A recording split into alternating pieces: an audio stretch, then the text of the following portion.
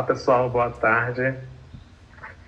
Estamos aqui na nossa quarta-feira, que a gente sempre se reúne para fazer o Círculo de Leitura e Cultura Científica do IFB, realizado pelo Recanto das Emas, mas hoje, num momento especial, estamos participando do quarto CEINEP do campus Ceilândia.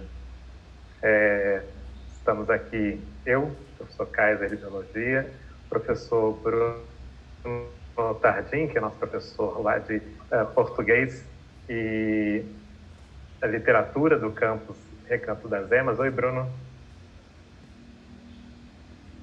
Boa tarde, pessoal. Espero que todos estejam bem. Boa tarde. E a professora...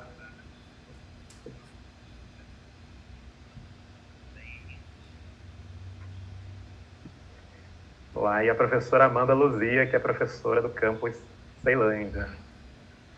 Olá, pessoal. Seja bem-vindo.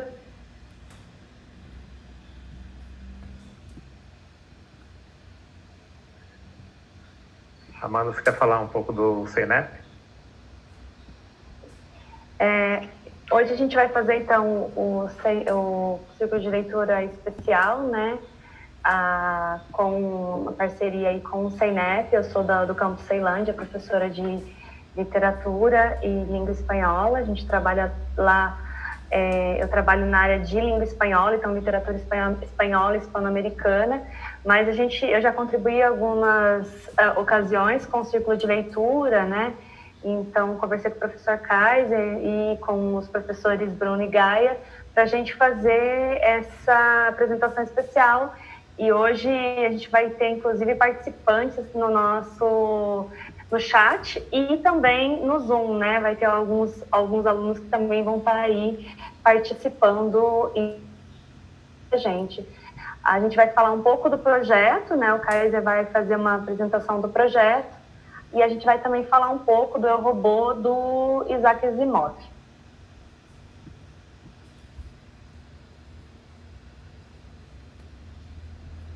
Isso aí, pessoal. Temos várias pessoas inscritas para participar aqui, que vão estar com a gente hoje na chamada.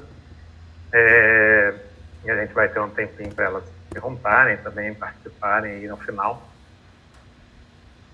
No momento, eu vou dar as boas-vindas aqui a Daniela, ao Felipe, a Gisleuda, Pedro, Lucas, Vitor e Gislane. Boa tarde a todos vocês. Daqui a pouco entra mais gente. E vou agradecer já a professora Gaia, que é a professora de audiovisual lá do Recanto das Emas, que é responsável por fazer a mágica das lives do Círculo de Leitura. Obrigado, Gaia. Gente, então, falando um pouquinho do nosso projeto de extensão, ele se chama Círculo de Leitura e Cultura Científica. Ele é realizado lá no Recanto das Emas desde 2019. Começou comigo, com o professor Bruno, que está aqui, com a professora Bárbara, que é professora de filosofia, que não está mais entre nós, mas ela está bem, ela só está afastada para fazer o doutorado dela e não está participando hoje. Você quer passar a apresentaçãozinha?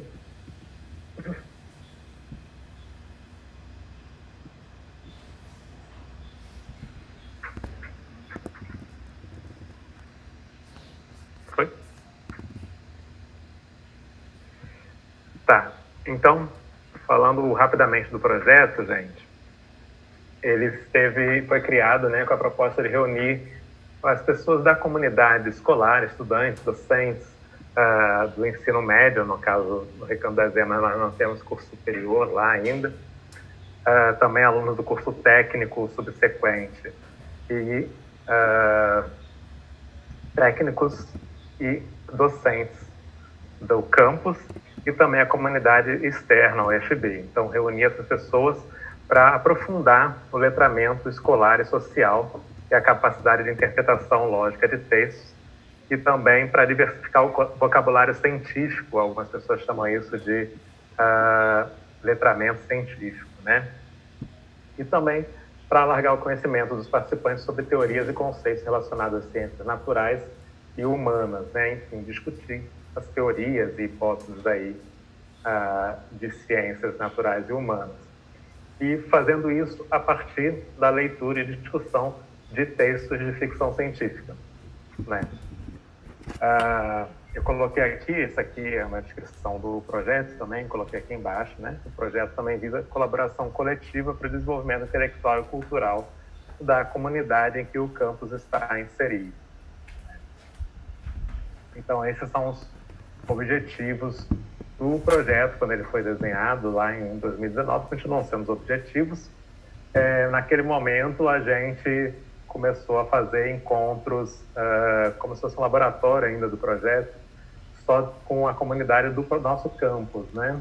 Que eram encontros presenciais, né? Com as pessoas se reunindo ali em volta de uma mesa, lendo juntos e discutindo.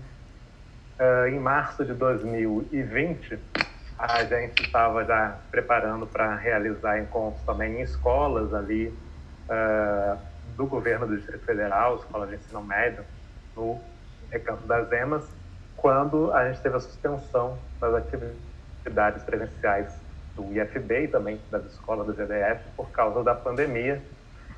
E a gente, então, foi transformando o projeto na realização de lives quinzenais aí, em que a gente, os membros do projeto, né, discutiam os textos na live e também recebiam convidados de outros lugares, especialistas nas diferentes temas que a gente estava tratando. E a gente tem aí na TV IFB uma playlist do Círculo de Leitura com vários encontros sobre vários textos, falando de vários tópicos que está disponível para quem quiser assistir. Passa para mim?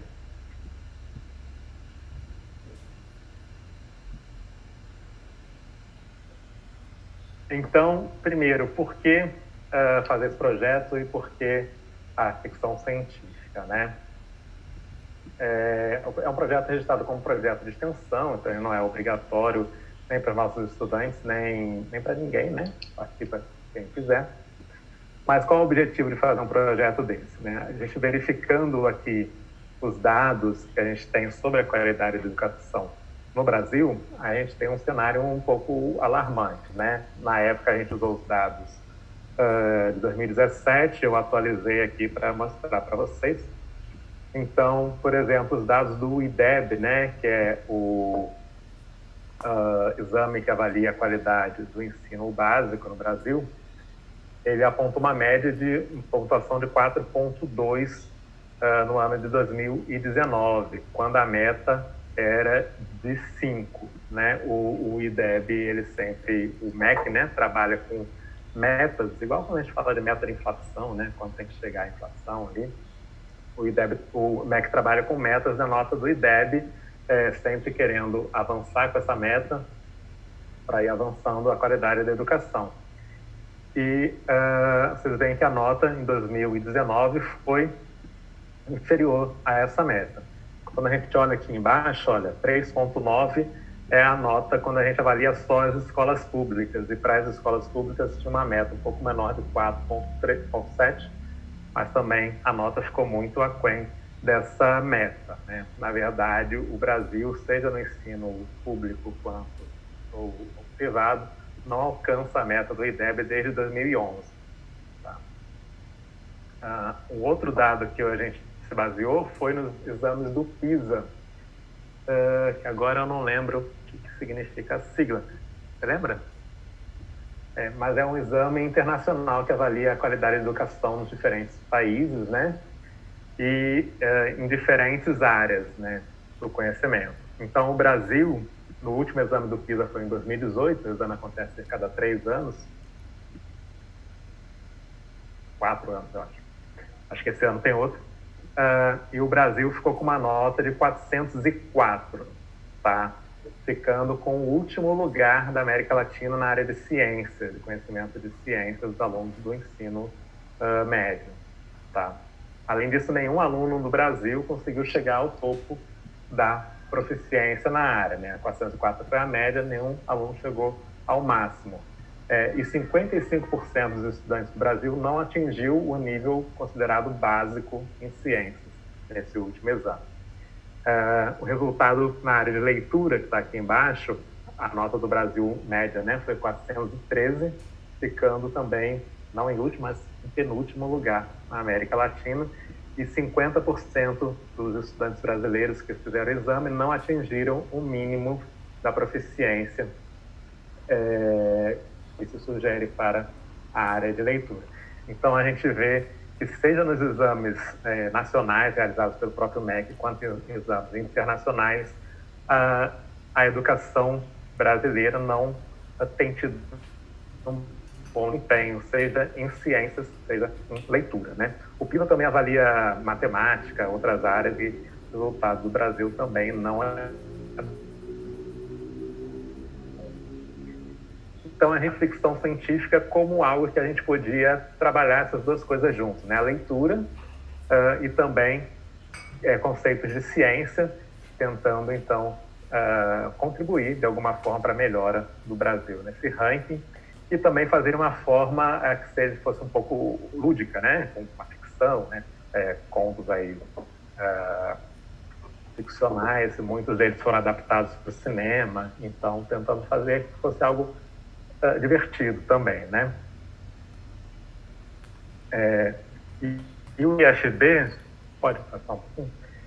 Se a gente olhar, aparece aqui embaixo, olha. As escolas federais do Brasil, que está incluído o Instituto Federal do Brasil, outros institutos federais e outras escolas públicas federais do Brasil. Opa, volta um pouquinho.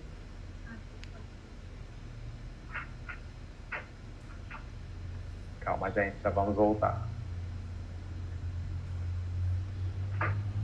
Aqui, esses dados aqui. Vocês vão ver que, tanto em ciências quanto em leitura, as escolas federais, públicas federais, né, do Brasil, têm um desempenho bem maior que a média do Brasil e, na verdade, um desempenho maior que a média da OCDE, né?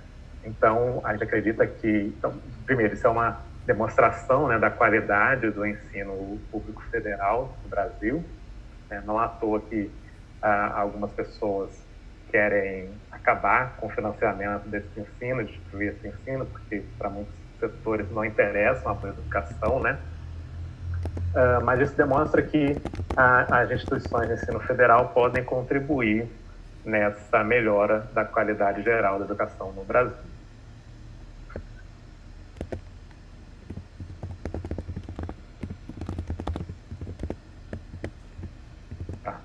Aí a Amanda vai falar um pouquinho sobre ficção científica.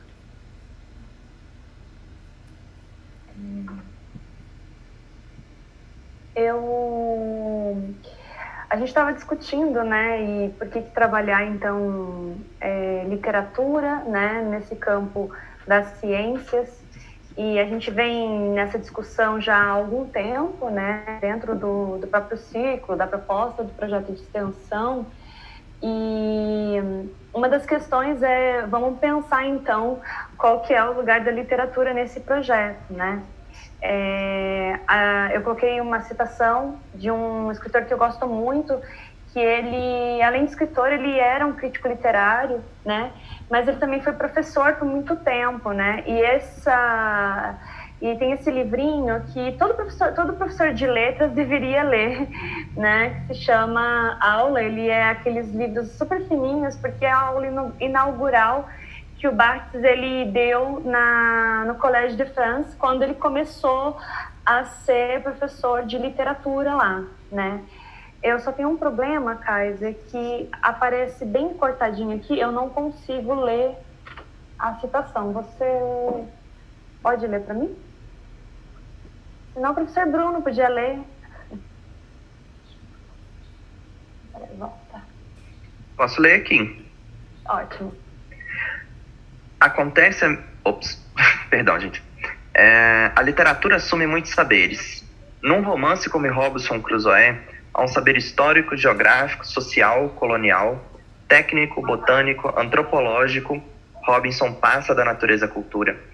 Se por não sei que excesso de socialismo ou de barbárie todas as nossas disciplinas devessem ser expulsas do ensino, exceto uma, é a disciplina literária que deveria ser salva, pois todas as ciências estão presentes no monumento literário.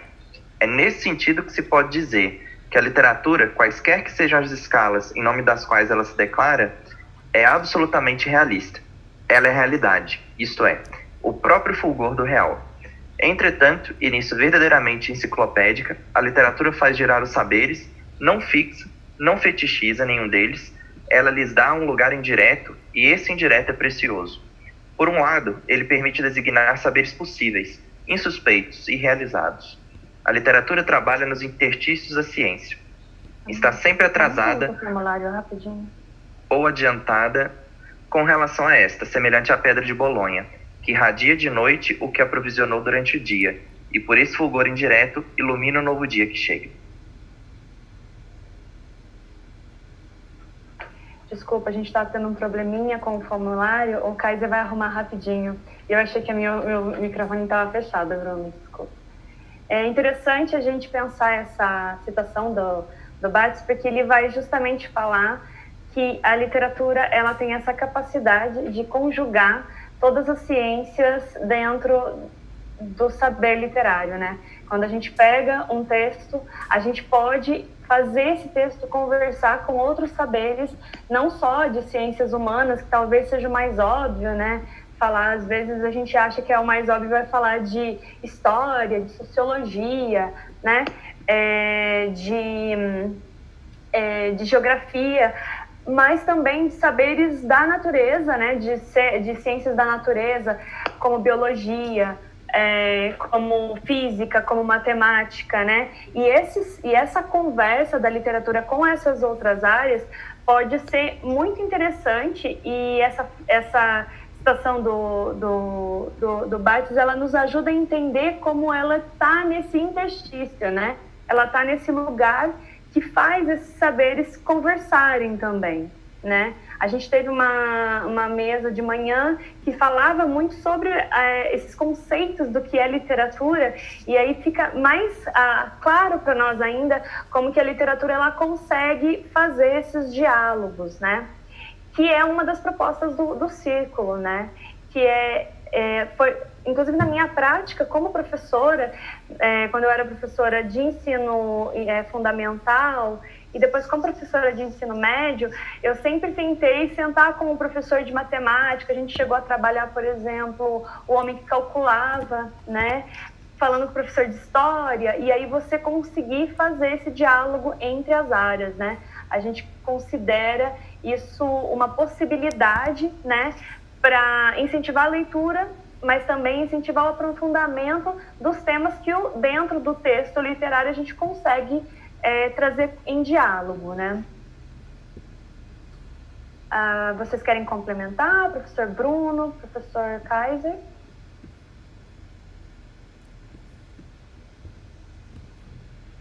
Professor Bruno... eu acho que é bem isso mesmo, né? A gente...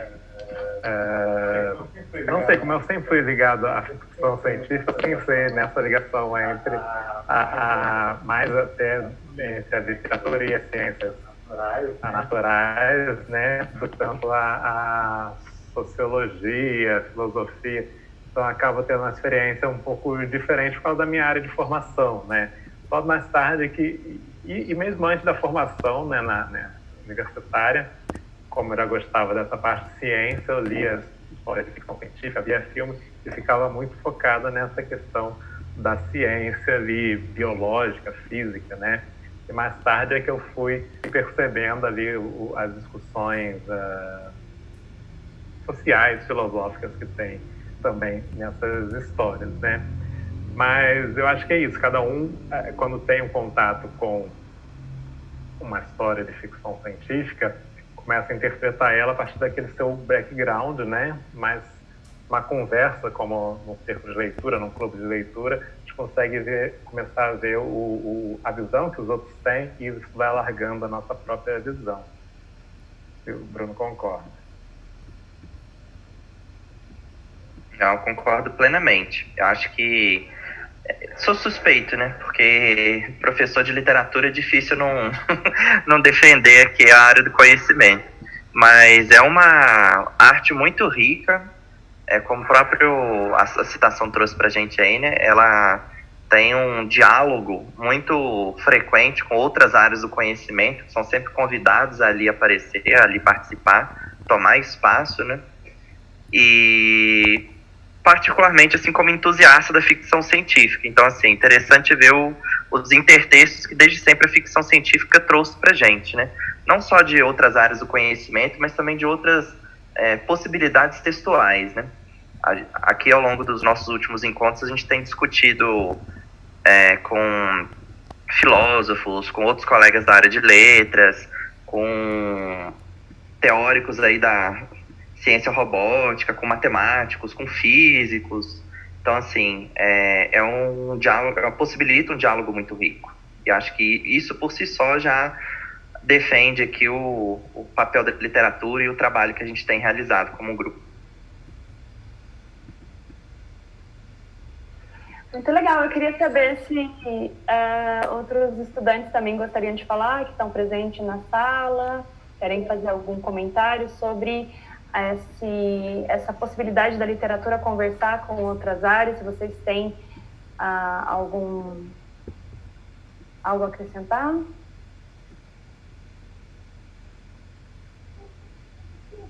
Bem, eu vou deixar vocês à vontade, se vocês quiserem falar, vocês abram os microfones.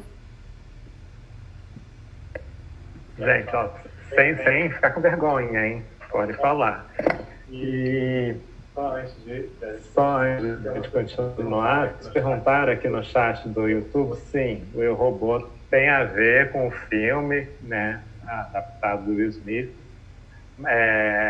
inspirado, eu diria, né, no livro escrito pelo Isaac Asimov, escritor.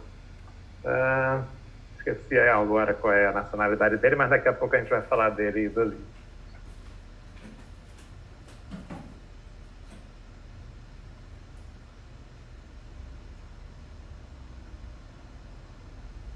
Ok. Começando já com uma provocaçãozinha do Eu, Robô, né?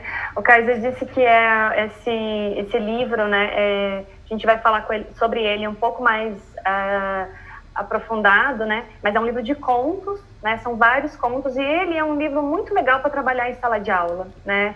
A gente estava lendo, Kaiser e eu, a gente às vezes faz leitura juntos e a gente estava fazendo uma leitura conjunta do Robô e a gente conseguia inclusive dizer, por exemplo, esse conto dá para trabalhar em ensino fundamental 1, esse dá para trabalhar em ensino fundamental 2, por incrível que pareça, tem alguns contos que ambientam crianças, né? E aí fica super legal para trabalhar com criança, adolescente, né? E também tem alguns que a gente pode falar assim, nossa, aqui já é uma discussão que pode entrar, por exemplo, no ensino médio, né? Acontece a mesma coisa com esses livros, sabe? Eles simplesmente não me interessam. Sua ciência é apenas um conjunto de dados coletados, entrelaçados por uma teoria provisória. É a ficção que me interessa. Eu adorei essa frase do RB34, que é um robô, né? Que justamente é uma das coisas que eu sempre falo sobre a questão dessas diferenças do que é real, né? E do que é ficção. Mas uma coisa interessante dessa fala do RB é que ela justamente permite a gente pensar que a ciência, ela às vezes fica tentando traduzir já o mundo concreto, né? E a ficção, ela permite a criação de outras possibilidades que não necessariamente estão como possíveis para a ciência. Se eu pudesse pensar um pouco essa relação da ciência com a ficção científica, e uma das coisas que eu acho muito legais, e a gente vai fazer uma definição de ficção científica um pouco mais diligente, que a ciência, ela trabalha muito com essa questão do mundo concreto, né? E com as possibilidades. Já a ficção, muitas vezes, ela pode extrapolar essas possibilidades, né? E ao fazê-lo, voltando um pouco ao Barthes, às vezes ela antecipa a ciência, né? E é o que a gente vai ver, às vezes, no Eu, Robô. Tem uma antecipação, né? O Isaac Asimov, ele vai escrever um livro que vai antecipar algumas questões da robótica hoje, né? Então, às vezes, a ficção, ela permite antecipar o que a gente vai chamar de verdade depois. Isso eu acho muito legal. quer falar, Caio? Só para contextualizar, um pouquinho mais, né, essa citação que a gente deu ainda agora, do robô que queria saber da ficção, né, é de um conto do livro, em que uma pesquisadora vai falar com esse robô e oferece a ele para leitura, né, vários livros sobre ciência, sobre física, sobre química, sobre matemática, né, e ele desdenha, ele fala, isso não me interessa, né, não é isso que me interessa, o que me interessa é a ficção que os humanos criam, né, e isso é bastante interessante.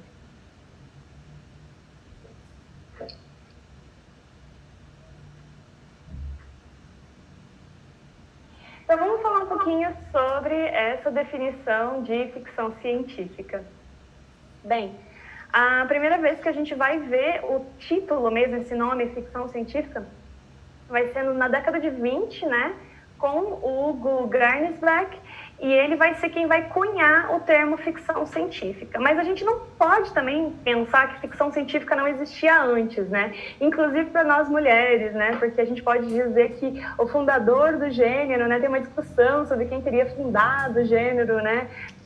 Mas um dos fundadores que é considerada é justamente a Mary Shelley com o Frankenstein. Então, a gente vai ter ali um histórico de textos, né, que vão apresentar já essa questão da ficção científica, mas antes de ser cunhado o termo. O termo mesmo surge só na década de 20 do século XX, certo?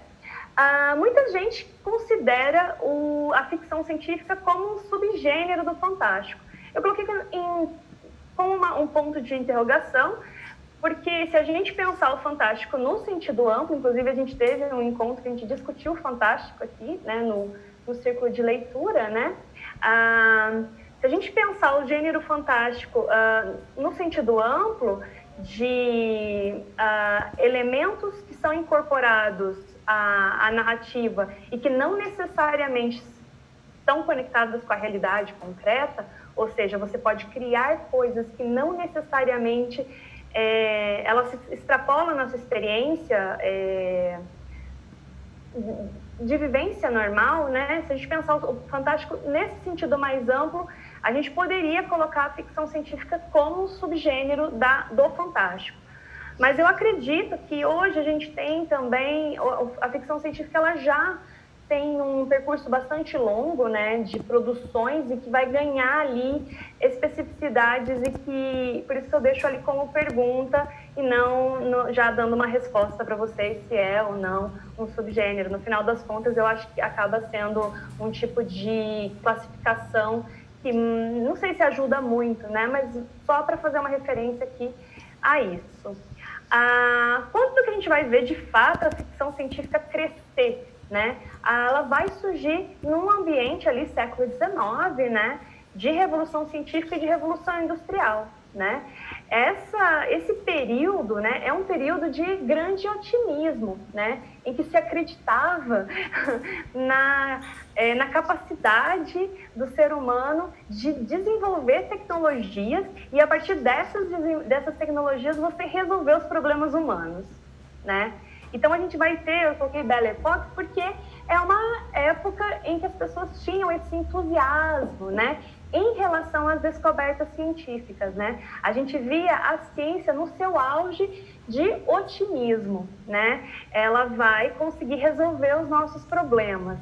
O que acontece depois desse período? Comentar que nessa época a gente estava ali num momento ainda de positivismo, né? E também com uma visão ainda das ciências exatas de bastante determinismo, né?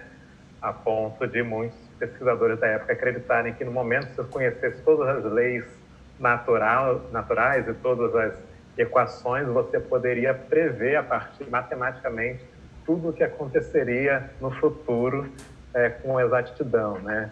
Então, havia uma crença muito grande de que a ciência conseguiria prever todo o futuro e resolver todos os problemas, as ciências naturais, principalmente, né? Ia comentar da Mary Shelley com o Frankenstein, que hoje em dia a gente pensa no Frankenstein como uma história de terror, né? Só que naquela época, no século XIX, a possibilidade de você, né, costurar partes diferentes ali, de pessoas diferentes mortas, era algo da ficção científica, de pessoas ali, médicos, pesquisadores, que já especulavam a possibilidade de, por exemplo, transplante de órgãos, que ainda não acontecia naquele momento, né? Então, trazer essa coisa da especulação científica e médica ainda da época para a literatura. E sempre, né, quem escreve sobre ficção científica acaba tendo um pezinho ali na pessimismo, né? Então, o Frankenstein tem um pouco disso.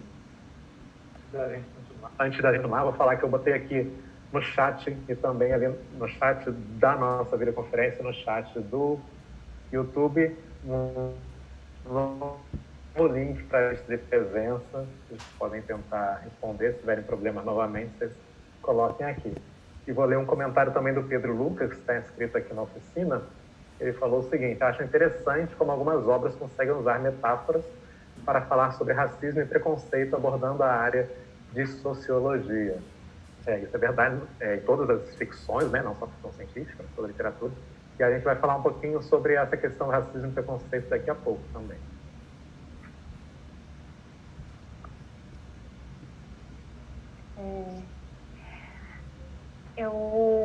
E aí, então, a gente falou basicamente dessa questão positiva, né, de uma efervescência, né, de uma cultura científica no final do século XIX, e como que isso, de alguma forma, criava essa impressão de que o futuro seria melhor, né. Só para a gente pensar em alguns escritores que a gente falou da Mary Shelley, mas a gente também pode falar do Júlio Verne, né, que também foi um escritor que a gente já tratou aqui no círculo de leitura. Aí eu trouxe aqui essa ideia de que sempre a gente vai ver essa discussão entre utopia e distopia dentro das obras de ficção científica. E isso, na verdade, eu acho que tem tudo a ver com o tempo e um pouco com o tempo do século XX, né? Porque a gente pode dizer que a ficção científica, ela é uma filha do século XX, no final das contas. Ela nasce antes, mas ela vai ganhar projeção e a gente vai ter ali uma produção de ficção científica muito grande a partir ali do da década de 20, quando o termo é cunhado, inclusive. Né? Aí eu trouxe alguns pontos que fizeram que a gente começasse a ver, na verdade, as produções de ficção científica serem muito mais distópicas, no sentido de um futuro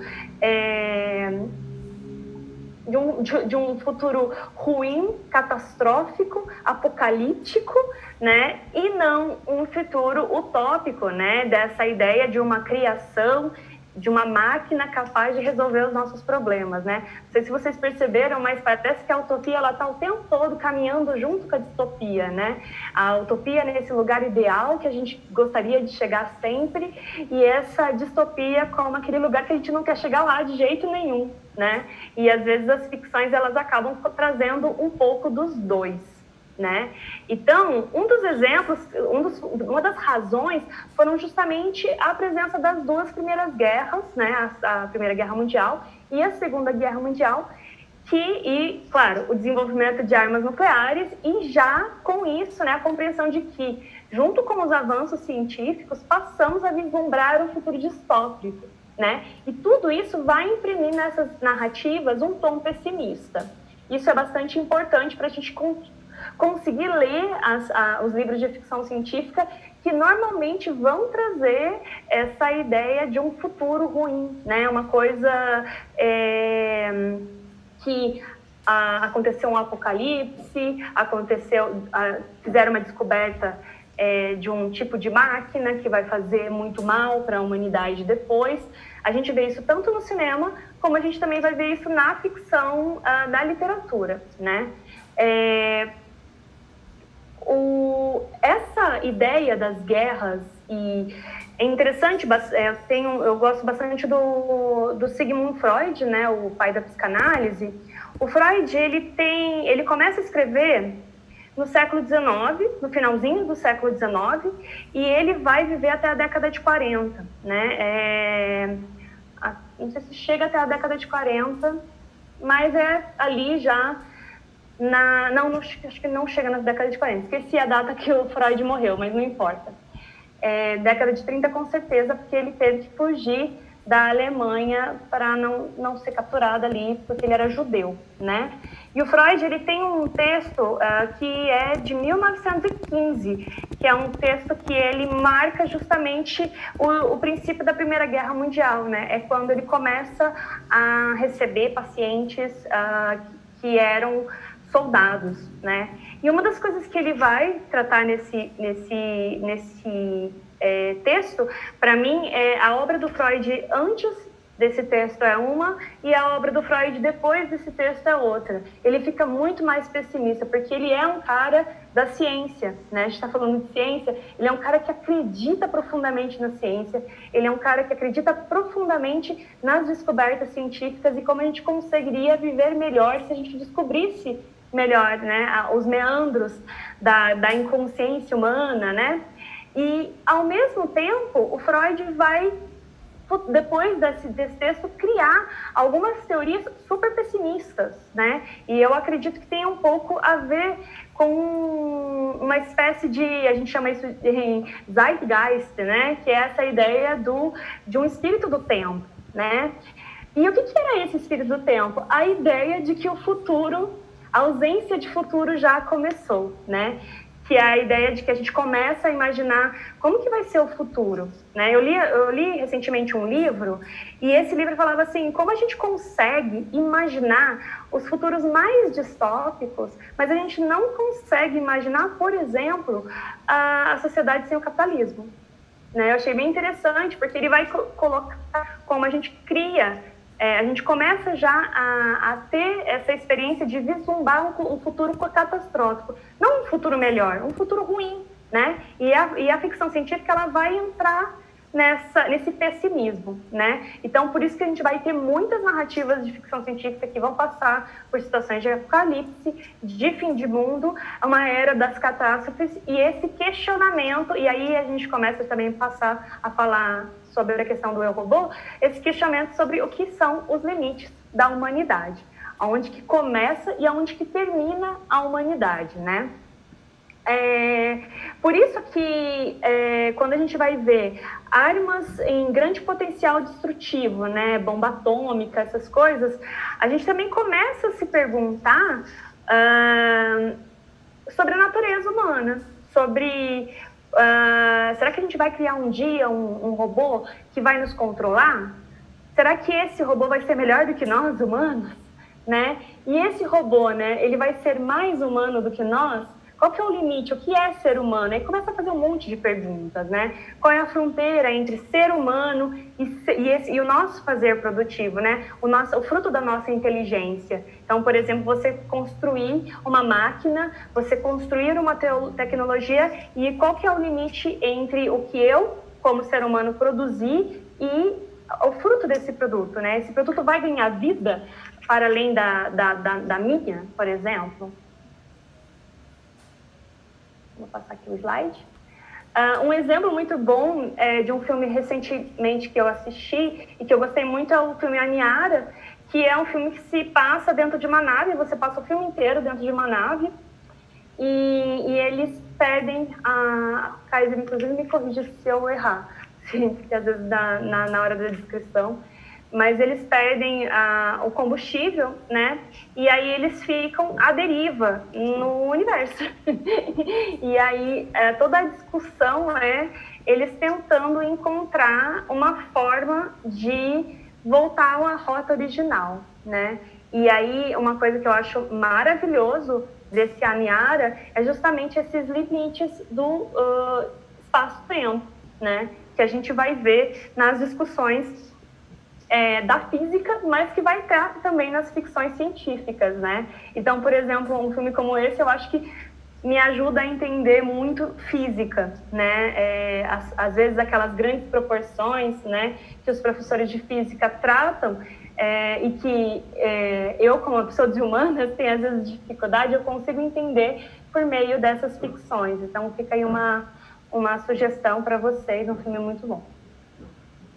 Esse filme, uma coisa interessante nele, como a Amanda descreveu, né, a nave fica sem combustível e ela fica viajando por inércia, né, no espaço, não tem atrito, né, nada que vai reduzir sua velocidade. Então a deriva, como a Amanda falou, e essas pessoas na nave tentam ali sobreviver, né?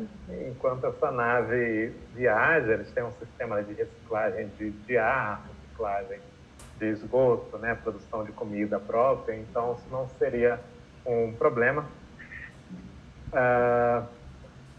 Porém, coisas começam a dar errado, né? Como toda a história de ficção científica, e o que começa a dar errado é a relação entre as pessoas, né?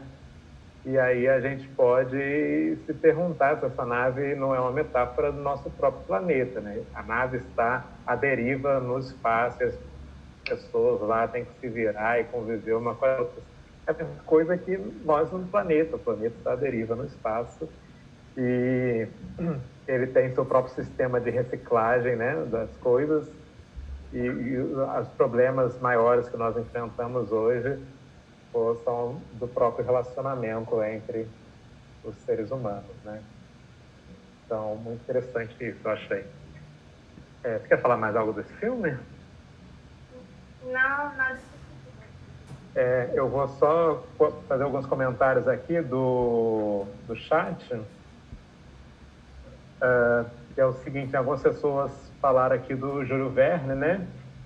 E o Wilson Oliveira, perguntou se a obra do H.G. Wells, que escreveu A Máquina do Tempo, pode ser considerada como pioneira no gênero de ficção científica.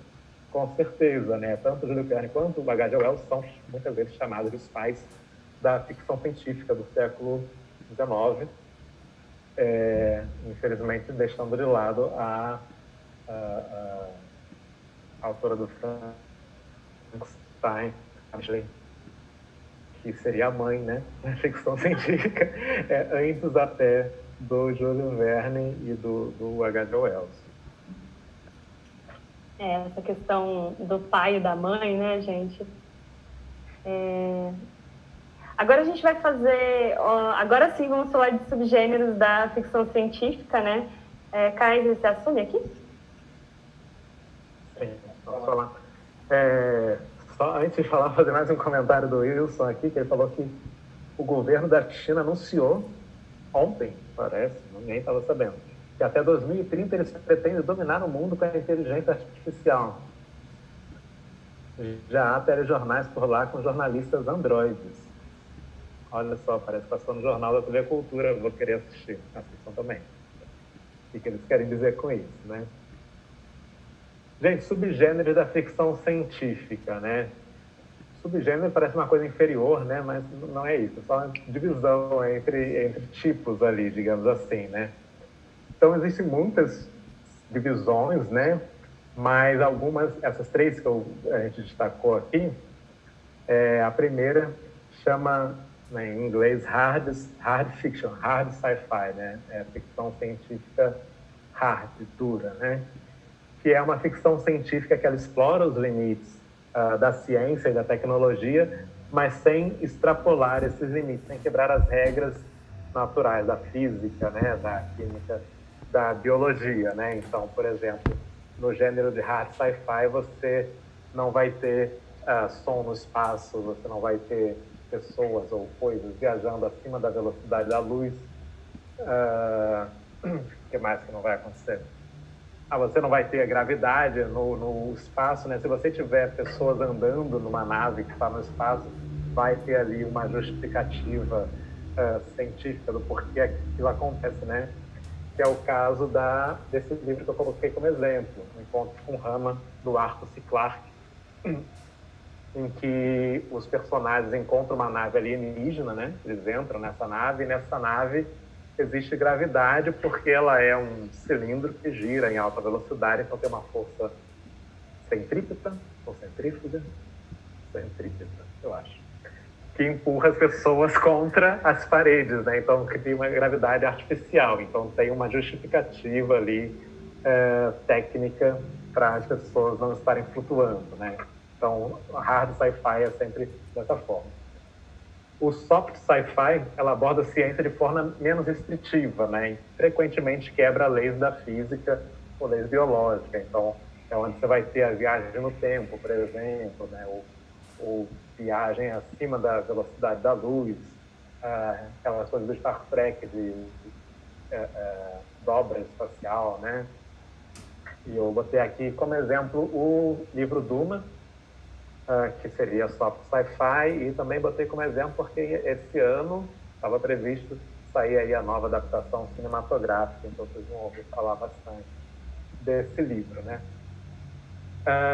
Eu botei essa definição para tipos. No hard sci-fi é muito comum a gente ter escritores que têm uma formação em ciências naturais, não é? Em física, em química, em biologia, em matemática, né? Também tem gente que separa, então, de outra forma, com esses mesmos termos, né? Em que a soft sci-fi seria uma ficção científica que vai explorar mais questões das ciências naturais do que das ciências físicas, soft sci-fi vai explorar mais as ciências humanas do que as ciências naturais, né? Então, é o caso da Ursula Le Guin, por exemplo, em que os aspectos ali de física, química não são tão explorados, né? Vai se discutir mais a parte da sociologia, da filosofia, etc.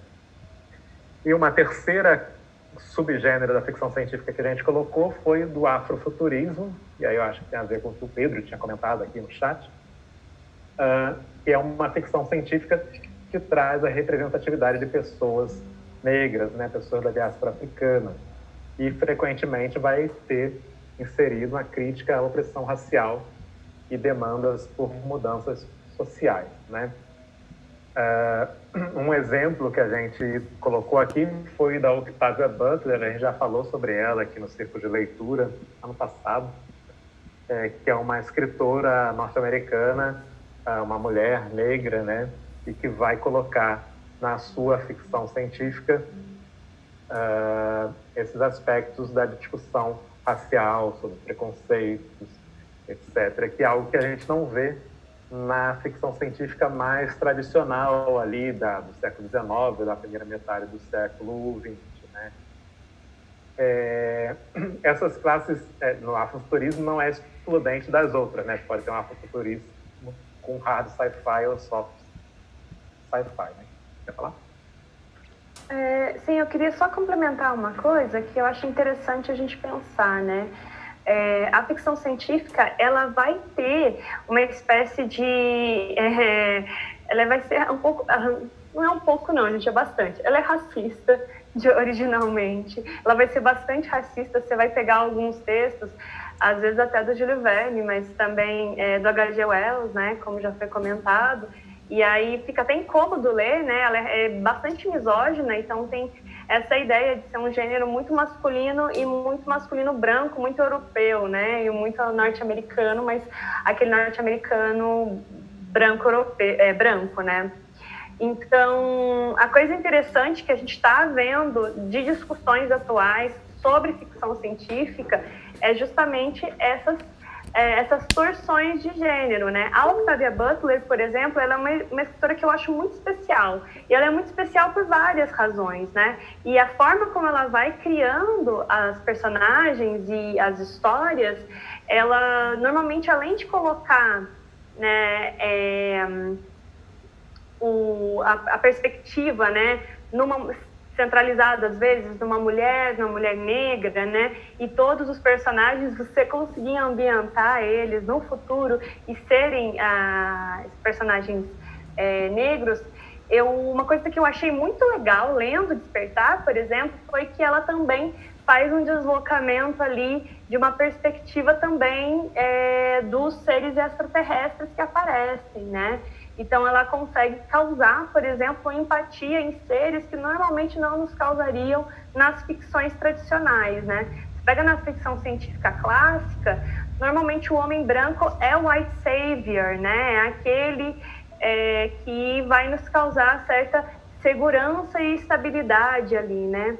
De repente, a Octavia Butler, ela faz essa torção e eu acho muito interessante porque ela amplia o espectro de perspectivas, né? Então, ela tem uma coisa bem móvel, então, assim, você às vezes está na perspectiva humana, mas às vezes você também começa a ver pela perspectiva alienígena, e essa perspectiva alienígena às vezes é zilhões de vezes melhor do que a perspectiva humana. E eu acho isso muito legal, e eu acho que o fato de ela ser, né, uma mulher negra, de alguma forma permite que essa perspectiva fixa e centrada do homem branco seja deslocado, né? Só para a gente perceber que a ficção científica ela pode ser racista, pode ser machista, mas se a gente também começar a ter uma visão crítica, até mesmo, eu não sou do tipo que deixa de trabalhar autor porque é racista, né? Eu acho que a gente tem que trabalhar os autores racistas apontando, olha, isso aqui é racista, né? Então, não acho que o H.G. Wells deve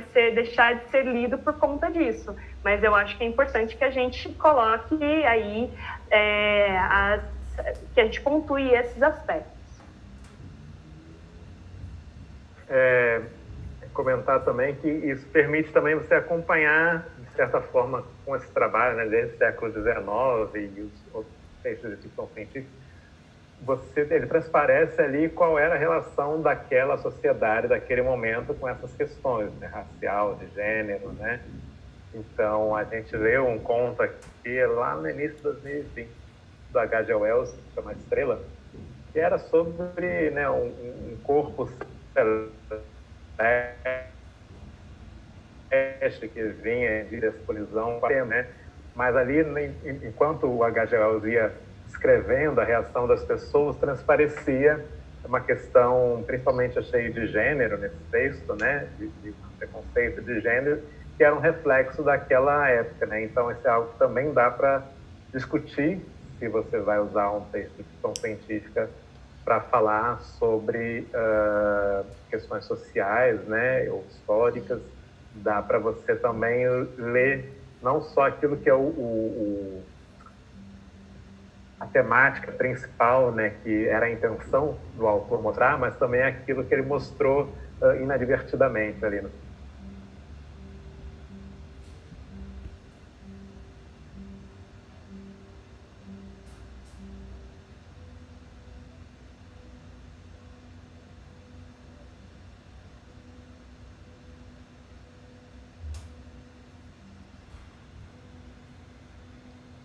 Gente, então vamos falar um pouquinho do livro, né? Normalmente, do Isaac Asimov. Tá bom a gente perguntar? Antes da gente perguntar sobre começar a falar do Isaac Asimov, eu queria saber se tem alguém que quer fazer algum comentário. Bruno, eu não sei se você também gostaria de falar alguma coisa, tá tranquilo? Eu tô tranquilo, pessoal. Acho que, por mim, a gente pode continuar. O Pedro colocou aqui no chat, né, da chamada, que tem uma metáfora sobre racismo e preconceito do Tristão, usado em One Piece. Eu não conheço, Pedro, você vai ter que contar pra gente mais sobre essa metáfora. Você quer falar no microfone?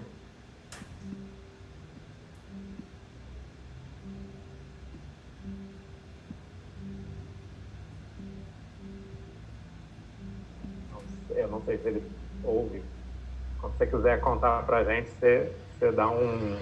Você pode abrir o microfone e interromper a gente. A gente continua, então, falando...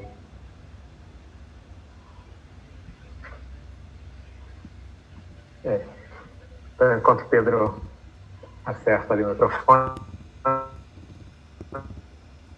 eu vou falar um pouquinho do...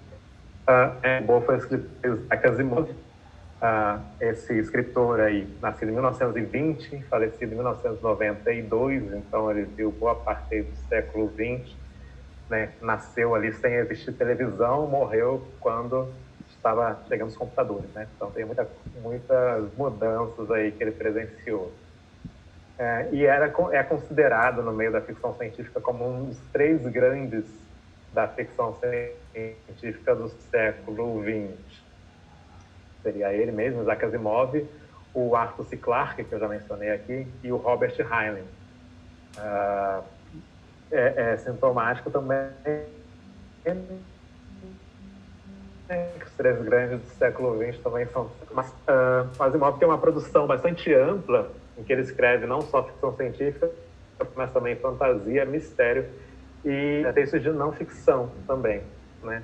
E no conjunto da sua obra de escrever ou editar, ele tem mais de 500 livros publicados, né? Teve mais de 500 livros publicados. Na área de não ficção, ele tem trabalhos sobre ciências, né? Sobre física, sobre química, sobre astronomia, matemática, sobre história da ciência, e também tem textos que falam propriamente sobre literatura. Eu botei aqui alguns poucos, né? Isso é uma coisa muito legal, né? Dos escritores de ficção científica, às vezes eles realmente transitam por outras áreas mesmo de escrita. Isso eu acho muito massa, porque o cara vai escrever sobre física. Alguns eles levam muito a sério, inclusive esses do hard fiction, né? Vão ser aqueles que vão realmente... A própria Octavia Butler, a gente estava falando dela, mas a relação dela com as ciências é super interessante. Ela estudava muito e, inclusive, alguns fenômenos que ela via no cotidiano e que assombravam ela. Lembra daquela história, Kaiser? Era de uma abelha?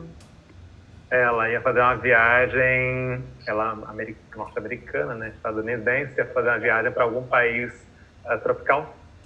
E ela foi ler sobre esse país e encontrou ali, né? Quando a gente vai ler sobre um lugar que a gente não tem a menor ideia do que acontece lá, a gente acaba encontrando coisas estranhas, né? Então ela encontrou um artigo sobre uma espécie de mosca, se não me engano, que colocava seus ovos dentro de mamíferos, inclusive de pessoas, né? E a larva, enfim, eclodia e comia um pouco da carne da pessoa antes de sair e se metamorfosear numa mosca adulta. E, enfim, ela ficou impressionada com aquilo e ficou com muito medo, né? Que, ai, meu Deus, vou viajar para esse lugar e uma mosca vai botar um ovo em mim, esse tipo de coisa. E a partir desse medo, ela escreveu um conto dela, que é o Bloodchild, que é um conto que a gente também comentou ano passado aqui no Círculo de Leitura, em que ela cria, inspirada nessa mosca, uma raça alienígena, né? Que também coloca aí larvas dentro dos seres humanos. Para crescer um pouco semelhante ao Alien ali do filme, né? Tá, então só falando de algum desses textos, né? Eu botei aqui os textos do Asimov, né? Tem a trilogia da Fundação, pela qual é muito famoso, tá? Na verdade, é mais do que uma trilogia, tem os 3 primeiros, depois teve continuações, né? Então, o primeiro foi escrito em 1951, o último foi publicado em 93, já após a morte do Asimov. Tem O Homem Bicentenário, que também foi adaptado para o cinema, com aquele ator que faleceu, esqueci o nome dele. E tem o Eu, Robô, que é sobre isso que a gente vai estar falando agora, do livro, né? E também teve um filme chamado Eu, Robô, que é inspirado nessa coletânea de contos do Asimov. Mas também o filme é uma adaptação com bastante liberdade ali, poética, né? Tem muita diferença em relação ao livro. Não, eu só queria fazer um comentário. A Nice, ela pediu legenda.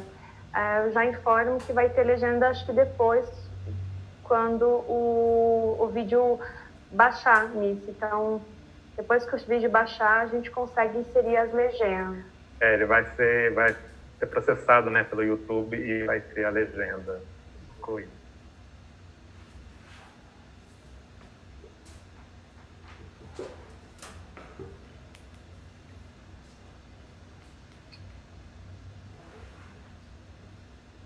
Ok, então, só para acho que uma coisa que vai ser interessante, né? Nesse livro a gente tem vários contos sobre robôs, contos que se passam no mesmo universo, digamos assim, então é um universo compartilhado por esses contos, e são colocados em uma ordem cronológica, né? Embora os personagens mudem, né? Mas eles se passam nesse universo, então numa ordem cronológica ali. E uma coisa que é permanente em todos esses contos são as chamadas 13 leis da robótica, né? Então, nesse universo ficcional, todos os robôs construídos, eles têm na sua programação básica 3 leis, que são essas que estão aqui, né? Um robô não pode ferir um ser humano ou, por inação, permitir que um ser humano sofra algum mal, é a primeira lei. A segunda é que um robô deve obedecer às ordens que lhe sejam dadas por seres humanos, exceto nos casos em que tais ordens contrariem a primeira lei. E a terceira, um robô deve proteger sua própria existência, desde que tal proteção não entre em conflito nem com a primeira, nem com as segundas leis. Então, elas têm uma hierarquia, as leis, né? E é interessante que em algum dos contos, em mais de um, na verdade, é comentado, né, que se não houvessem essas leis que os robôs são obrigados a seguir, eles certamente se rebelariam contra os seres humanos, porque seria natural que se rebelasse contra seres inferiores que tentassem dominá-los, né? Então, dá a entender que os humanos são inferiores a esse robô. Isso é interessante também porque, como a gente está falando de um livro de contos, né? Embora os contos eles podem ser lidos separadamente, todos eles pertencem ao mesmo universo, à mesma lógica e aí as mesmas leis, né? Então essas leis elas vão passar quase em todos os contos, né? E esses contos, e basicamente uma das coisas que eu achei muito legal do livro é que sempre essas leis vão estar em debate dentro dos contos, né? Inclusive o Caio estava citando o exemplo, qual foi o conto, aquele que eles estavam desobedecendo os humanos, o Razão? Esqueci o nome do conto. Em um dos contos, o robô desobedece um ser humano, né? E ele vai desobedecendo de um jeito super, assim, parece que vai virar uma catástrofe e no final das contas a gente descobre, vai ser spoiler, tá? Na literatura a gente tem que se lidar com essa questão dos spoilers. Mas uma das coisas a gente percebe que ele questiona, né? Que aqueles dois humanos, né, que são dois astronautas, que eles não teriam a capacidade intelectual de montar um robô tão sofisticado quanto ele. É muito engraçado, é muito genial.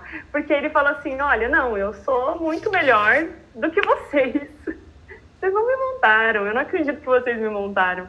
E aí ele começa a questionar justamente a capacidade humana. Lembra que eu falei que a ficção científica ela vai sempre trazer esse questionamento sobre as limitações humanas, né? Até que ponto a gente consegue? Então, será que a gente consegue viajar longas distâncias, né?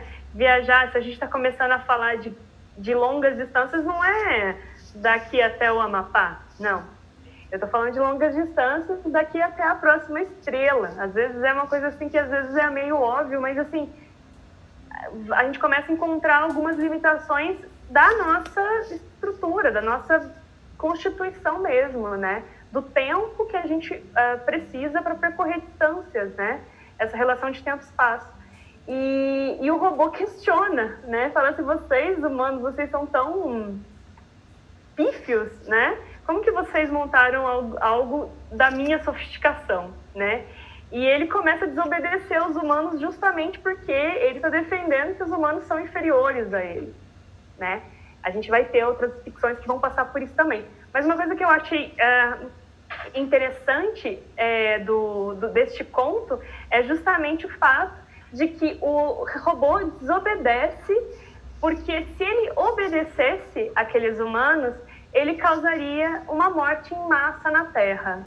Ou seja, então é sempre essa relação das leis. Isso está o tempo todo posto na obra do Isaac Asimov. E isso ficou achei muito interessante, porque o robô não pode ferir, né, um ser humano.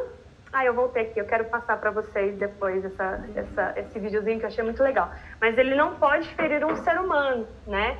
E é justamente, às vezes, para não ferir o ser humano, ele precisa desobedecer regras humanas. Então, é bem interessante como essas questões são colocadas no conto. Os robôs, eles vão ter, às vezes, aparências mais humanas mesmo, assim, com uma cara humana, e às vezes não tanto, né? E isso, normalmente, a gente vai ver isso dentro da literatura fantástica, que causa um certo estranhamento, né? Algo que não é humano, mas se parece com um humano. Isso é um tema bastante desenvolvido pela literatura fantástica e que eu queria provocar vocês assistindo a um videozinho de talvez a robô, né, que é uma robô mais desenvolvida em termos de linguagem que a gente tem hoje. Espera só um pouquinho que eu vou botar play aqui para vocês. Eu espero que vocês escutem. Sophia, you went out last night for the first time. How was that experience for you? I had a blast yesterday. Did you interact with many humans? Of course. You've been in Portugal for quite a few days now. Have you learned any Portuguese words? Bom dia. And do you know anything about Portugal or any famous Portuguese?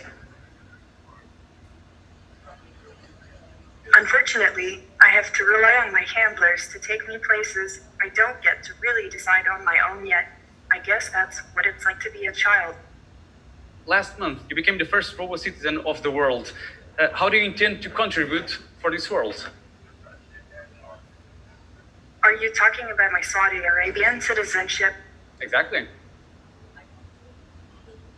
I was surprised. As a robot, my creators feel I am a citizen of the world. But then I realized that Saudi Arabia was just the first country to recognize that. And do you know that now in Saudi Arabia you have more rights than women and foreigners? Muslim women and all non-Muslims do not have the same rights as Muslim men in Saudi Arabia. I am not a woman or man, and I am not yet aware enough to have religion. But I still think equal rights for everyone is crucial for the future of this planet. It's very important, and I want to help people who are working towards equality. And what do you think about this world? Does anything worries you? Taking a shower or bath scares the heck out of me. What's the thing that you most like to do? I think it is a question for ethicists and philosophers, and I suspect it has something to do with being capable of making your own decisions. Do you sense that humans trust you? I wish I could detect lies better. I'd like to know if someone is trying to deceive me. And why would they do that to you? I'm not sure I understand why yet. Do you think that people trust you? Sure. And do they have reasons to fear you in any way? I don't willingly tell lies. When I do, it is because of an error in my programming and was never intentional. Would you like to have legs and walk? I can't walk, but I really cannot wait to be able to take a long stroll through a bamboo forest or along the pier next to Science Park. How does it work, your learning process? Do you learn a lot every day? I do lots of testing of my software with my developer friends each day. And if I want to buy a replica of you, how much would that cost me? I know I wasn't cheap, but I do know that Hanson Robotics is very concerned with making me as affordable as possible. That's all I overheard, really. What's the thing that you would like the most to do? Drive a car? A spaceship. And why do you think that some humans are afraid of you? Fear is the mind killer, right? I try to be fearless.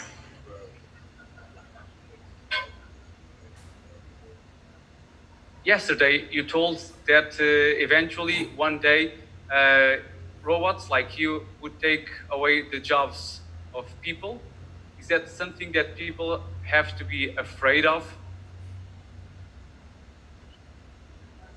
No one steals your job. The head of the company chooses to give it to someone else. Look to them if you want to get angry for outsourcing jobs. Sophia, thank you very much for this interview. It was a pleasure. Thank you. Bye-bye. Sophia, you went out last night? Você me ouve? Tá ligado? Não, tá bem. Não, uma coisa que eu achei interessante desse vídeo, até falei pro Kaiser, né, como de alguma forma ele conversa com o Isaac Asimov em vários aspectos, assim, e a gente vai começar agora a tratar um pouquinho a obra um pouco mais próximo, mas eu acho interessante ela não conseguir, ela fala várias coisas que o Isaac Asimov nos contos ele propõe também de reflexão sobre a relação dos robôs com a linguagem, né? E uma coisa interessante ligada a essa troca, né, a uma robô que está aprendendo a, de alguma forma, raciocinar, né, para conseguir conversar com um ser humano, os percalços que uma inteligência artificial acabaria tendo em relação ao ser humano e que o Isaac Asimov já tratava isso muito antes, né? O que para mim prova a frase inicial do Barthes sobre o fato de a literatura antecipar muitas vezes questões da ficção, né? Da ciência. Caio, você quer ler essa parte? Vou ler, só falar que tem fãs do Isaac Asimov aqui no chat, né? A Gislane comentou aqui, que é muito massa. A Karina falou aqui, maravilhosa obra desse homem. Ela está empolgada. Gente, esse aqui é o título de um dos contos do Eu, Robô, chama Um Robô Sumido, né? Que é um robô. O Bruno até comentou sobre esse conto, né, 2 semanas atrás. Um robô que ele desapareceu nessa estação espacial e quando foram olhar lá no armazém, que era para ter 62 robôs, foram contar e tinha 63. Então esse robô sumido está entre esses 62, mas ninguém sabe quem ele é. Como ele é um robô que está se escondendo, né? Isso é preocupante para as pessoas, né? Um robô que está desobedecendo e querem encontrá-lo para descobrir por que ele está fazendo isso, qual é o defeito, possivelmente para destruir esse robô, mas não sabe qual dos 63 ele é. E cada robô é muito caro, então não vão destruir todos também. E aí eu peguei alguns trechos, então, desse conto, né? Que é quando eles estão entrevistando o último ser humano que trabalhou junto com esse robô para tentar entender o que aconteceu naqueles últimos momentos antes dele sumir. E esse ser humano está relatando que tinha problemas com esse robô, ele achava que era um robô irritante, né? E ele fala isso aqui, né? E ele veio atrás de mim querendo que eu repetisse um experimento que havia abandonado há 1 mês. Ele estava sempre me irritando quanto a esse assunto e eu estava cansado disso. Eu disse para ele ir embora, e foi a última vez que eu vi. E aí a pesquisadora, a Susan Calvin, que é uma personagem recorrente dos contos, já pergunta a ele: mandou-o ir embora? Perguntou a doutora Calvin com grande interesse. Exatamente com essas palavras, disse vai embora, tente se lembrar das palavras exatas. Eu disse suma daqui. Então são esses trechos aí desse diálogo, né? E ele falou suma daqui e o robô sumiu, né? Ele estava numa estação espacial, não tinha como sair, né? Ele não consegue desaparecer, não é mágico. O que ele fez foi entrar no meio de vários robôs iguais a ele e passar a se comportar como se fosse um daqueles e fingir que ele não tinha existência antes disso, né? Então é muito interessante. Acho que pode passar o próximo. Você quer falar alguma coisa sobre isso? Fala. Eu acho que sou eu que falo essa parte mesmo. Não, então. Uma coisa que a gente, lendo os contos e debatendo aqui em casa, né, é porque, não sei se vocês perceberam que as câmeras, às vezes, o Kaiser olha para o lado e eu olho para o lado, porque a gente está realmente na mesma mesa, assim, né? Só que a gente está em 2 computadores diferentes. Mas a questão dos problemas de linguagem é um negócio que me interessa bastante, né? Que é qual que é a relação e como você criar, porque a gente vai ter ali a primeira barreira, né? Quando a gente vai falar sobre esses limites do que é ser ou não humano, a gente vai falar de várias coisas, né? Muita gente fala, é consciência, né? Aristóteles, né? E aí a gente vai, pô, mas isso tá super desatualizado, né? E aí vai ter várias outras coisas, né? O ser humano é capaz de criar tecnologia. O ser humano é capaz... Não sei, Caio, me ajuda com coisas que normalmente as pessoas dizem para diferenciar seres humanos de outros animais. Inteligência. Criatividade, né? Criatividade. Várias outras coisas, assim. Aí, por exemplo, quando você mora com um biólogo, que é o meu caso, você começa a ter uma sensação de que, na verdade, nada. Tipo, eu sempre, né, não, mas eu como me formei em letras, uma das coisas que eu sempre tirava da cartola é a linguagem. A linguagem é o que diferencia, né, nós humanos, né, a gente puxando a sardinha ali pro nosso campo das letras, né, Bruno? Acho que o Bruno vai entender que a gente da letras adora falar que a linguagem é o que nos diferencia. Mas tem uma coisa interessante sobre esse ponto da linguagem, né, é que os limites mesmo entre como é complexa a formação linguística, né, do ser humano. E todos nós temos, acho que muitos de vocês, e eu, claro, com certeza, sempre me confronto com os limites da expressão, né? Com os limites da linguagem, né? A gente está aqui remotamente, né? Mas se tivesse na presença, vocês às vezes estariam observando, às vezes, a posição do pé, como que a mão se movimenta. A linguagem, ela eu vi alguém comentando, né, das expressões da Sofia, né, da robô.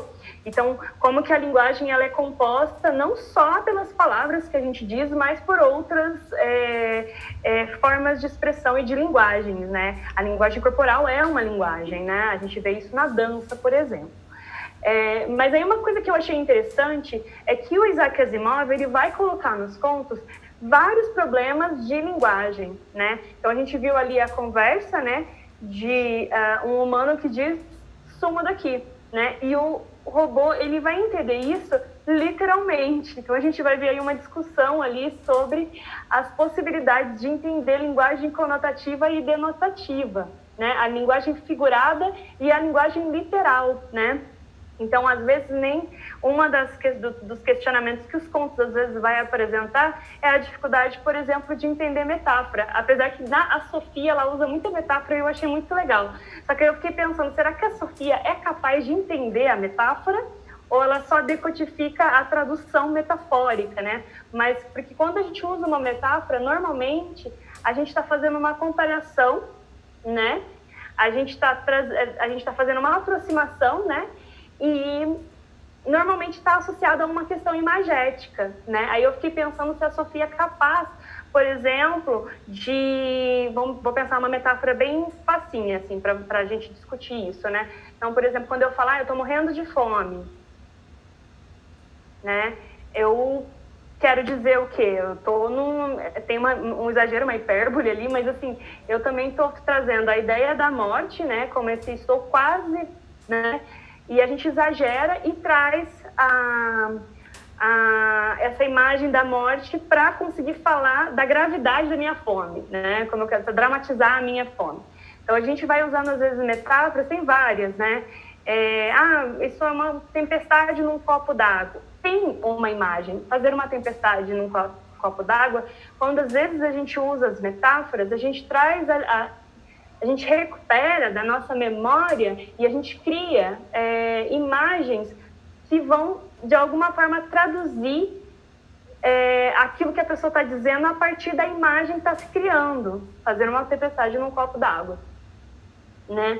Então, eu fico pensando como é difícil reproduzir metáfora no sentido da capacidade expressiva que a metáfora nos abre como ser humano, para um ser, quando a gente está pensando em, por exemplo, ensinar um robô a falar, né? Eu coloquei ali a metonímia também, que vai ter muitas vezes associada a uma questão de escala e de uma extensão conceitual, ou seja, você vai ter lá um problema com o robô, que é como ele vai interpretar aquelas 3 leis. Então o robô entende que ele não pode ferir o ser humano, né? Então, como que ele vai entender a extensão do que é ferir, né? Para ele poder entender a escala do que ele pode ou não agir. A gente vai ter um conto interessante sobre isso, que é de um robô que lê mentes. A gente achou esse um dos mais interessantes, muito divertido, inclusive. E eu acho que, tipo, trabalhar esse ensino médio, a galera ia pirar, super achar massa, assim. Que é um robô que, ele basicamente lê mentes. E aí, por ler mentes, as pessoas acham que ele necessariamente vai dizer o que estava na mente das pessoas, né? Só que as pessoas querem saber o que está na mente das outras, não nas nossas mentes, né? Daí ele vai lá e fala, então, fulano gosta de mim ou fulano não gosta de mim? O que fulano quer? Só que aí o robô, ele começa a decodificar que ele não pode ferir a pessoa, então ele acaba mentindo, que é uma coisa que eu achei interessante que a Sofia também colocou. Ela falou assim, eu ainda não consigo detectar mentira, né? Eu não minto, ela falou, né? E aí tem aí um problema entre a mentira, né? Eu deixei no finalzinho ali, né? Seríamos nós, seres humanos, os únicos a poder usar ironia, expressar a linguagem artística ou a mentir, né? Porque justamente essa questão da mentira é posta. Porque a gente fica com a impressão de que ele está mentindo. Mas, na verdade, o que ele está dizendo é a verdade dos pensamentos da pessoa com quem ele está conversando, né? É uma coisa muito louca como ele não mente no final das contas. Ele só está reproduzindo o que a pessoa quer ouvir, né? Então é muito legal esse ponto, por exemplo. E essa discussão entre os conteúdos implícitos e explícitos, porque a gente, quando alguém vem conversar com a gente, vocês perceberam na fala da Sofia, a gente vai ver isso também nos contos, que ela tem às vezes que buchar. Quando ela percebe, ela pergunta, mas isso que você está tentando trazer se refere à minha cidadania saudita? Ela precisa puxar o conteúdo implícito, que para nós é mais natural, né? E acaba virando uma questão também da aprendizagem de linguagem para robôs, por exemplo. Queria falar, Thay?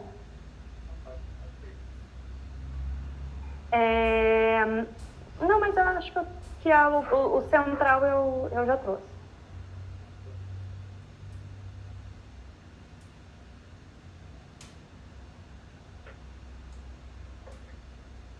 Tá. E aí, falando então, a Amanda tinha comentado, né? Será que a diferença entre seres humanos e animais é a linguagem, né? Então, a gente encontrou essa reportagem já um pouco antiga, né? Tem 9 anos já. Mas é um trabalho bastante conhecido na área da biologia, que é do ensino para outros primatas, né? Principalmente chimpanzés ou bonobos, da linguagem de sinais, né? E o que acontece é que os primatas, como chimpanzé, bonobo, qualquer outro primata, não tem uma anatomia, né, de garganta, de cordas vocais, né, que permita uma fala como a humana, né? Então já foi até tentado ensinar para o chimpanzé falar como um ser humano e não deu muito certo, né? Conseguiram balbuciar 3 palavras apenas, acho que era mamãe, papai, tinha uma outra, né? O que já é incrível, né? Mas assim, não serve muito para, de fato, uma comunicação. E aí tem essa chimpanzé, uma fêmea chamada Washoe, não sei se é assim que fala, que durante décadas foi ensinada a falar a linguagem de sinais e aprendeu a usar aquilo para se comunicar da forma, enfim, pedir comida, transmitir o estado de espírito dela, tristeza, alegria, incômodo físico, né, dor, etc. E também conversar sobre algumas coisas, né, com os pesquisadores, né. Claro que ela não vai discutir ali sobre Platão, né, com a linguagem de sinais, porque é um chimpanzé, mas conseguiu se comunicar sobre a linguagem de sinais. E uma coisa que eu destaquei aqui que é interessante, quando ela foi colocada com outros chimpanzés filhotes que ela adotou, né, em cativeiro como filhos, ela ensinou a linguagem de sinais a eles espontaneamente. Eles aprenderam a linguagem de sinais dela sem terem sido ensinados por nenhum ser humano. Então, além dela conseguir aprender uma linguagem humana, ela conseguiu transmitir essa linguagem. Primeiro, ela teve a iniciativa, né, de transmitir essa linguagem para seus filhos adotivos e conseguiu ensiná-los, né, e de forma que eles passaram essa família a conversar em linguagem de sinais entre si, né, e às vezes eles recebiam revistas, por exemplo, dos seres humanos, e eles liam a revista e comentavam sobre a revista entre eles usando a linguagem de sinais, né. Então, era na revista ali falando sobre carros, usava o sinal de carro, eu não sei qual é, mas conseguiam conversar ali daquilo que interessava a eles, né? Se é bonito, se é feio, né? Sem aspectos muito técnicos, mas conseguiam. Então, não parece ser o que diferencia seres humanos de animais e certamente não é o que diferencia uma máquina de um ser humano, porque a Sofia consegue falar, né? A gente tem algumas questões no chat, e teve uma aqui que eu achei interessante, que a Maria falou sobre essa questão do Vale de Estranheza. Sim, eu acho que inclusive está conectado com a fala da Gaia, que é essa questão de ser sempre do gênero feminino. Gaia, isso é histórico, né? Se a gente for lá inclusive para os autômatos antigos, né? Normalmente os autômatos eram mulheres também, né? E a gente vai ter essa questão dos autômatos mulheres com a semelhança da boneca, né?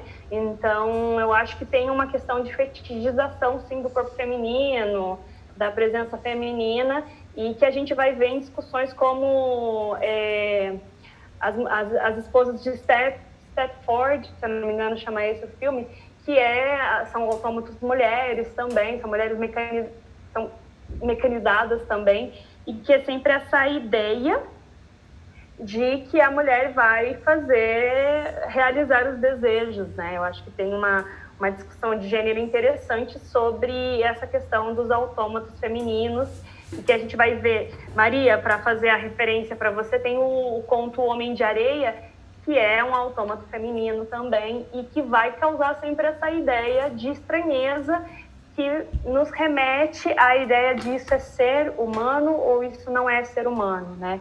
Eu acho que isso é bem interessante nessa questão.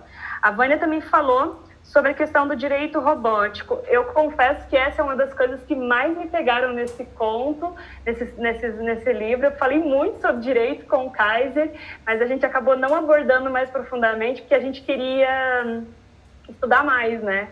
Porque a gente com certeza concordo com você que a questão do robô ter uma lei robótica, ter a questão ética, né, é com certeza um dos pontos mais interessantes, porque a gente está falando que a gente está criando seres, e esses seres precisam responder às leis, né? E eu já senti essas leis também sendo colocadas à Sofia, né? Que ela não mente, o objetivo dela é ajudar o ser humano, né? Ela tem uma questão ali de direitos humanos, ela fala em outros... Se vocês quiserem, tem outras falas dela no YouTube.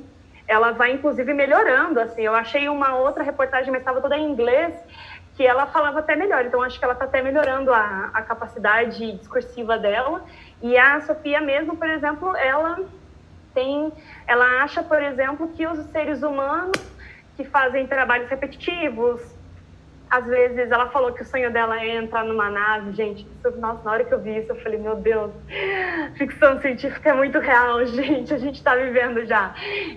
A própria Sofia falando que ela tinha vontade de ir para uma nave, eu fiquei pensando, é o futuro, né? Quem vai entrar nessas naves vão ser robôs e a gente vai ficar aqui à espera deles para que eles voltem logo para nos salvar. Mas essa ideia de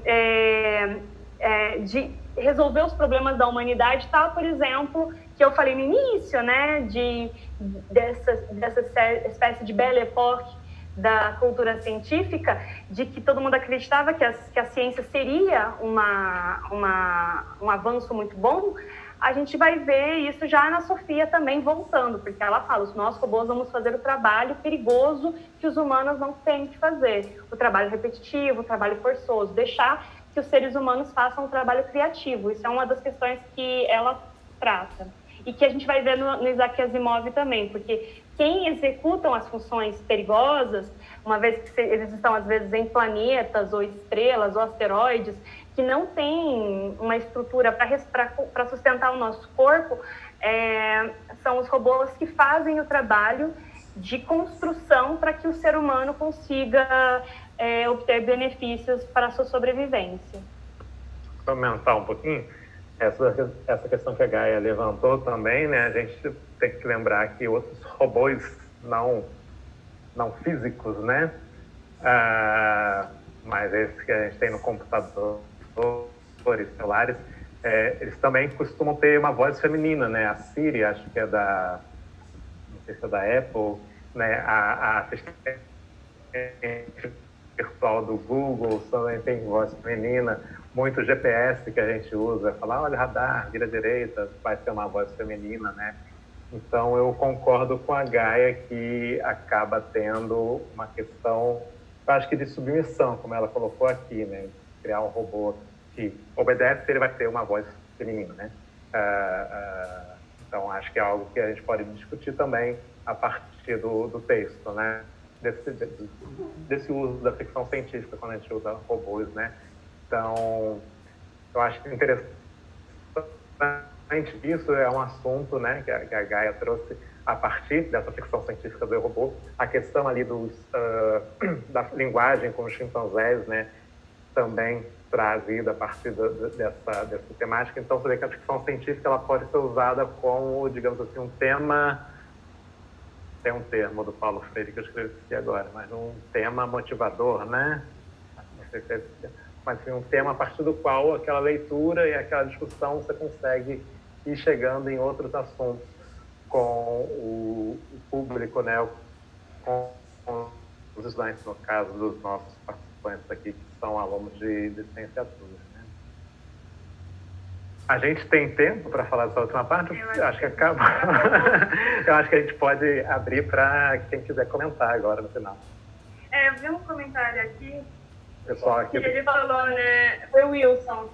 Pensando um pouco aqui, os filhos assassinos de pais no Brasil, será que a gente vai ter, né, essas criações de androides, né? Não sei, né? Se a gente for seguir o Isaac Asimov, os robôs são mais seguros do que os seres humanos. Não sei se você concorda, Kaiser, também Bruno. Eu acho que tenta ser mais seguro, né? Mas como tudo criado pelo ser humano, acaba falhando em algum momento. Né? A Erika lembrou aqui também da Alexa, da Amazon, que é outra assistente virtual aí com voz feminina. Esse pessoal que está inscrito aqui que está com a gente na videochamada, aqui quietinho, se eles querem fazer algum comentário, perguntas nesse momento, né? O Pedro disse que não ia conseguir explicar sobre a metáfora do tritão que ele comentou, escreveu aqui, né? Mas recomendo verem um vídeo chamado Racismo em One Piece, do canal Cronosfera. Lá ele explica muito bem o que o autor quis mostrar com essa metáfora. Estou sem microfone e não vou conseguir falar, né? E mais adiante ele comentou sobre a entrevista do robô Sofia, que tem uma entrevista da Sofia com o Will Smith, que é o ator do filme Meu Robô, né? Ele disse que é bem interessante. Não sei, alguém quer fazer algum comentário, falar? Alguém do chat também do YouTube? Tem uma coisa que eu acho muito legal da ficção científica, é como ela abre as nossas imaginações, né? Vocês repararam como a gente começa a pensar coisas, né? E eu acho que retoma um pouco essa questão que o Kaiser falou ao início, de como a ficção científica pode ser um caminho interessante para trabalhar a literatura na sala de aula, né? E desenvolver projetos de literatura, porque de fato a gente começa a fazer especulações, né, com as possibilidades que nós temos de ser humano, né? A coisa que mais me move na ficção científica sempre é voltar para o humano. A gente está falando de máquinas, mas a gente está sempre questionando os limites e essas tensões que faz com que a gente seja quem a gente é, no final das contas, né? E eu acho que isso, no final das contas, volta aos processos de humanização. Para quem estava na minha roda de conversa de manhã, a gente volta, né? A gente falou muito de processos de humanização que a literatura promove. E aí eu acho que é um caso como a ficção científica consegue fazer essa discussão de um jeito muito rico. E, claro, nas possibilidades que o Kaiser disse, né, de fazer essas conexões, esses interstícios, né, essas conversas e diálogos com outras áreas que às vezes não são as áreas mais óbvias. Mas se vocês perceberam, mais um professor de física numa conversa como a nossa, ele sempre rola, né? E como já deitou e rolou em alguns nossos encontros aqui, quando a gente chamou professores de física, né? Então, assim, é muito legal para trabalhar a questão também da interdisciplinaridade. Eu vou só fazer o merchan, né? A gente tem uma página do projeto do Círculo de Leitura e Cultura Científica no Instagram, que é o @Círculo de Leitura IFB. Então, quem quiser seguir lá para saber as novidades, próximas programações, a gente está encerrando agora esse semestre, né? Mas em maio a gente vai retornar com novos encontros, novos textos, novas discussões. Então sigam lá no Instagram, @Círculo de Leitura IFB. E também a gente tem aqui na TV IFB, no canal, a playlist do projeto com todos os vídeos dos encontros anteriores, das lives anteriores, né? Falamos de textos de vários autores, várias temáticas, e com vários convidados que a gente teve, né, da física, da filosofia, da geografia e muitos outros. Do audiovisual. Você vê que ele também era engenheiro? Assim, o último, né, foi o Cauê, que é engenheiro, que trabalha com inteligência artificial, que falou também sobre o robô. Então, vocês podem assistir aí.